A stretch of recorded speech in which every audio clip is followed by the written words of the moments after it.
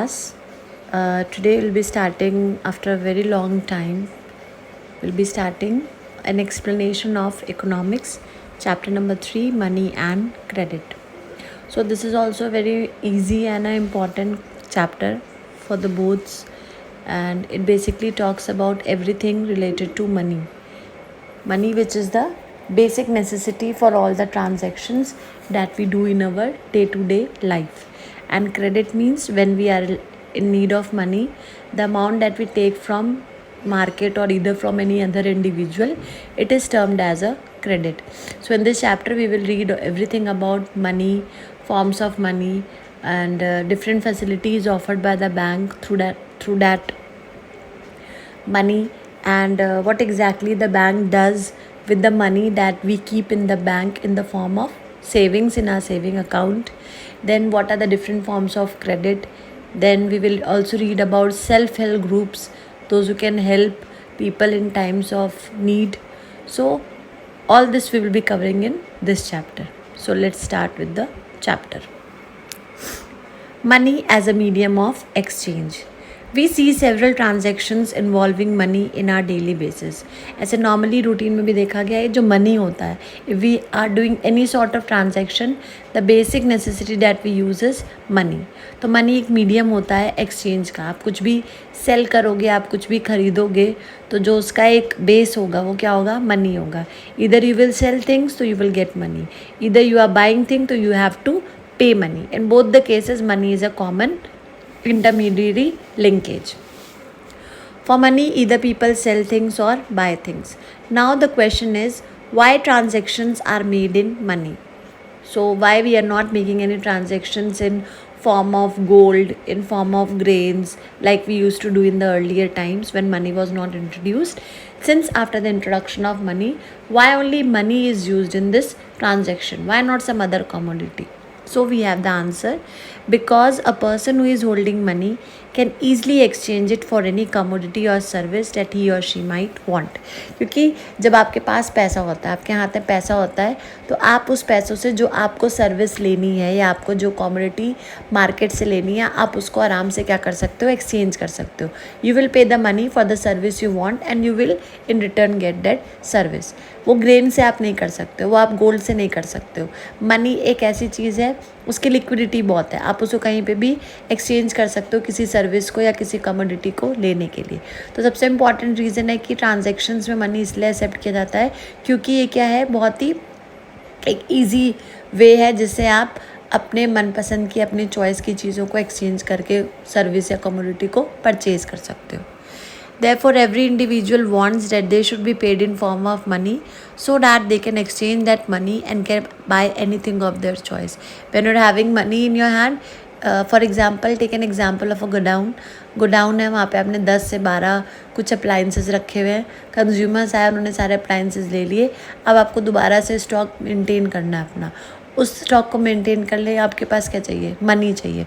तो जो मनी आपको कस्टमर्स आपका दे रहा है, उसी मनी से आप क्या करोगे? अपने फर्दर गोडाउन को क्या करोगे? एक्सपैंड करोगे.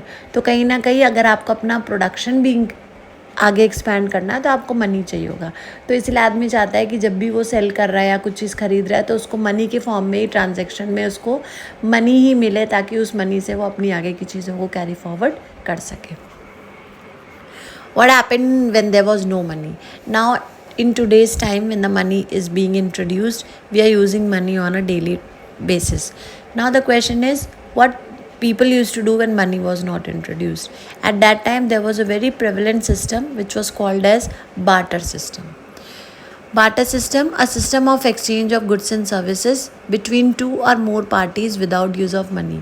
दो या दो से ज़्यादा लोगों के बीच में लेन देन होता है, लेकिन उसमें पैसों का कोई भी यूज़ नहीं होता है. For example, suppose a person A is having clothes with him, a person B is having shoes with him. So now person A needs shoes and person B needs clothes. So now they will make a deal that, see, I have clothes, I'll give you clothes and in return you give me shoes. The other person who is having shoes in need of clothes. So they both are in a deal and they both are being mutually benefited from each other's prospects. तो वो एक deal बना लेंगे और वो आपस में चीज़ों को एक्सचेंज कर लेंगे without using the use of money. तो यहाँ पे जब मनी का यूज़ नहीं हुआ है, this system of exchange between two individuals और more individual is called as barter system. अब प्रॉब्लम क्या है बार्टर सिस्टम का?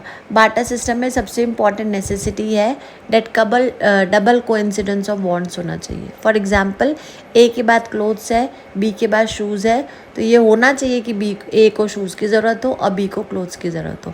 इन केस अगर ए कह रहा है कि तुम मुझे अपने शूज़ दे दो, तो बी कह सकता है कि मेरे पास ठीक है मैं शूज़ दे दूँगा, लेकिन मुझे रिटर्न में क्लोथ्स नहीं चाहिए, मुझे रिटर्न में ग्रेन चाहिए।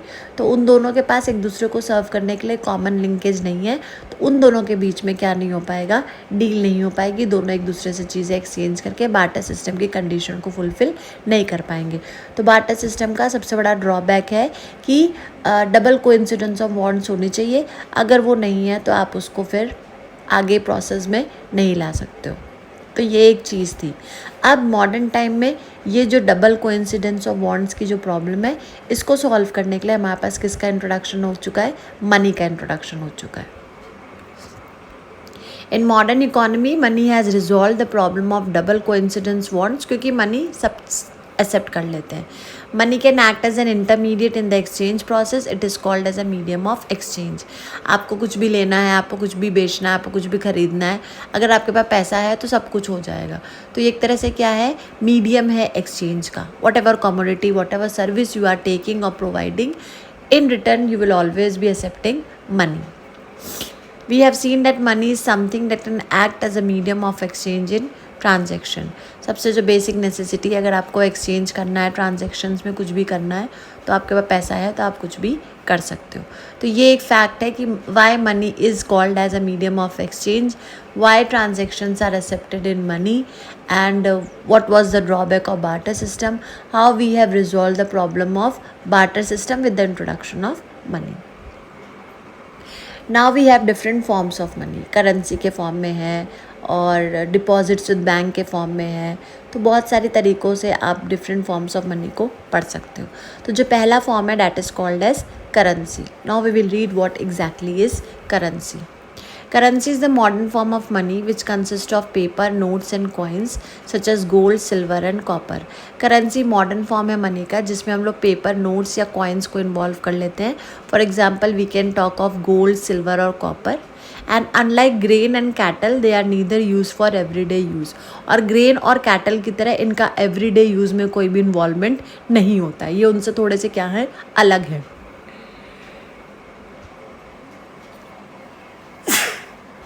Excuse me. Then why currency is accepted as a medium of exchange? क्योंकि ग्रेन और कैटल का तो आपकी लाइफ में एवरीडे का यूज़ है, इनका नहीं है, फिर भी हम मनी को ही क्यों एक्सेप्ट करते हैं? Why we are not accepting grain और cattle as a medium of currency? तो इसके भी क्या हैं, इसके रीजंस हैं। सबसे इम्पॉर्टेंट रीज़न है because it is authorised by the government of country. Currency issue करने का जो राइट होता है वो सिर्फ और सिर्फ किसके पास होता है? गवर्नमेंट के पास होता है। इंडिया में reserve bank of India RBI, इसके पास राइट होता है कि वो करेंसी नोट को इशू करे on behalf of central government. No other department or no other authority is authorized to issue currency notes apart from RBI on behalf of the central government. तो ये भी एक रीज़न है कि money currency जो है वो उसको हम एक्सेप्ट कर लेते हैं as a medium of currency. Third है, as per Indian law no other individual और organisation is allowed to issue currency. The same point which I just now said, that apart from the RBI, no other authority, no other organization is authorized to issue currency apart from RBI, that is Reserve Bank of India. The law legalizes no individual in India can legally refuse a payment made in rupees. और law के हिसाब से कोई भी individual आपके पैसों के payment को मनी के फॉर्म में डिनाई नहीं कर सकता है। If you are paying someone out of money, उस आदमी को वो एक्सेप्ट करना ही पड़ेगा क्योंकि वो लीगली बाउंड है। और लास्ट है, यही सब रीज़न है जिसके वजह से हम लोग कहते हैं कि जो रुपी है या जो करेंसी है उसको वाइडली एक्सेप्ट किया गया है as a medium of exchange. Whether you are here in India, whether you are out of India, सब जगह जो एक यूनिवर्सल तरीके से जो एक्सेप्ट हो रहा है वो क्या है? मनी है। Now we have deposits with bank. Normally क्या होता है, what we earn, for example if we are earning 100 rupees, तो वी मेक अ टेंडेंसी और we should have this habit that the entire 100 should not go, ठीक है। अगर आपका 80 rupees का एक्सपेंसेस है तो at least 20 rupees you have to save with yourself. अब आप अपने पास रखोगे तो वो खर्च होने के लिए क्या हो जाता है, कहीं ना कहीं खर्च हो जाता है, and you not getting any benefit out of that. फिर डर भी होता है कि कहीं आपका कहीं पैसा इधर उधर ना हो जाए। तो हमारे पास बैंक्स होते हैं, we can keep the extra amount that we have saved from our earning in the form of saving by opening account in the bank. That account is called as saving account. तो आप जो अपना पैसा bank के पास जमा करते हो वो हमारा दूसरा फॉर्म है उसका मनी का, जिसे हम बोलते हैं deposit with banks. Banks keep our deposits and provide us some interest for that money. Bank उस डिपॉजिट को अपने पास रखती है सिक्योर्ड वे में, and in return bank is providing us a certain amount of interest. People also have the provision to withdraw the money as and when they require. इसको demand deposits भी इसलिए बोलते हैं क्योंकि इट्स अप टू यू। आप आज उसे जमा कर रहे हो, कल आप जाके उसको विड्रॉ कर सकते हो। ये आपकी चॉइस के हिसाब से, आपकी मर्ज़ी के हिसाब से चलता है। आप तो ये डिमांड, मैंने आज डिमांड किया कि मुझे आज आपके बैंक में 10 लाख जमा करना है, और द नेक्स्ट मॉर्निंग मुझे फिर मैंने डिमांड कर रही हूँ कि मुझे 6 लाख रुपये अपना विड्रॉ करना है। तो bank is bound to give me the withdrawal amount that has been asked from me because my money is kept with them. तो बैंक क्या करती है, कुछ परसेंटेज जो है वो डेली के ट्रांजैक्शंस के लिए रख देती है, और बाकी जो अमाउंट है वो इन्वेस्ट कर देती है। उससे वो बहुत बड़े बड़े प्रॉफिट्स लेती है। निफ्टी से भी बहुत सारे अलग अलग ट्रेडिंग पॉइंट्स हैं, उसमें वो इन्वेस्ट कर देती है एंड उसको बहुत ज़्यादा प्रॉफिट मिल जाता है। उसी प्रॉफिट में से छोटा सा शेयर जो है वो कस्टमर्स को इन द फॉर्म ऑफ इंटरेस्ट क्या करती है, पे कर देती है। Since the deposits in the bank accounts can be withdrawn on the demand of the customers, तो डिमांड डिपॉजिट्स को हम लोग डिपॉजिट्स इन द बैंक को हम लोग डिमांड डिपॉजिट्स बोलते हैं। अब डिमांड डिपॉजिट्स में बहुत सारी इंटरेस्टिंग फैसिलिटी ऑफर होती हैं। उसमें से जो सबसे इंटरेस्टिंग फैसिलिटी है that is your cheque. So now we will know what exactly is this cheque. A check is a paper instructing the bank to pay a specific amount from the person's account to the persons in whose name the check has been issued. तो check एक probably मतलब एक paper होता है, bank की तरफ से cheque book मिलती है। उसमें आप देख सकते हो सैम्पल NCERT में भी आपका पूरा इमेज बना हुआ है। एक पेपर टाइप का होता है जिसके हिसाब से आप जब उसको फिल करते हो तो वो बैंक को इंस्ट्रक्शन दे रहा है कि the amount that has been filled by me has to be transferred to the person on whose name the cheque has been issued. For example, if I am having a friend of mine, उसको अचानक से मुझे पैसे देने हैं and I have issued a cheque on my friend's name specifying the amount that I want to pay to that particular person. अब वो जो मेरी फ्रेंड है उसके नाम पे मैंने चेक इशू किया है, अमाउंट लिखूँगी वर्ड्स में, फिगर्स में, अपना साइन करूँगी, मेरा अकाउंट नेम लिखा होगा, सब कुछ होगा, डिटेल्स मेरी फ्रेंड्स के नाम लिख दूँगी। उसके बाद मेरी फ्रेंड अपने अकाउंट में उस चेक को क्या करेगी, लगा देगी, और विद इन 24 आवर्स और 72 hours the amount from my account will be transfer to the friend's account, जिस पे अकाउंट में मुझे उसको पे करना था। तो यहाँ पे भी आपने ट्रांजैक्शन किया लेकिन आपने मनी का कोई भी यूज़ या कैश का यूज़ नहीं किया। तो पेपर के थ्रू आपने जो ये ट्रांजैक्शन किया उसको हम लोग बोलते हैं कि वो क्या होता है, चेक होता है। On the check, we write the person's name to whom we want to pay along with the amount in words and figures both. Cheque में क्या होता है, एक बार आप अमाउंट फिगर्स में लिखोगे, एक बार वर्ड्स में लिखोगे। Remember to add only after writing the amount in words so that no text can be added by another person. दो चीज़ें हमें ध्यान रखनी है। The first thing is that when we are writing the amount in figures, while ending the figure, we have to add only. For example, I have to write 10,000, तो I will write 10,000 rupees only. ये एक तरह से specify कर देता है कि आपने यहाँ पे अपना ये ख़त्म कर दिया है। इसके बाद अगर कुछ भी ऐड होता है तो वो आपकी रिस्पॉन्सिबिलिटी नहीं है, that must be the forgery done by some other person. और जब आप वो फिगर्स में लिखते हो, जब फिगर्स में लिखते हो तो आप उसमें एक स्लैश लाइन खींच के उसमें छोटी सी लाइन खींच देते हो। For example, we write 1 4 times 0, एक लाइन खींच के छोटी सी आप स्लैश बना के छोटा सा लाइन खींच देते हो। तो ये दो चीज़ें आपको एक तरह से सिक्योर कर लेता है कि now you are ending your transaction specification here. उसके बाद कुछ भी अगर इसमें ऐड ऑन या कुछ भी होता है तो वो एक तरह से आप उसके लिए रिस्पॉन्सिबल नहीं हो। Then bank account along with the account holder sign. The money is transferred from one bank to another bank in couple of days.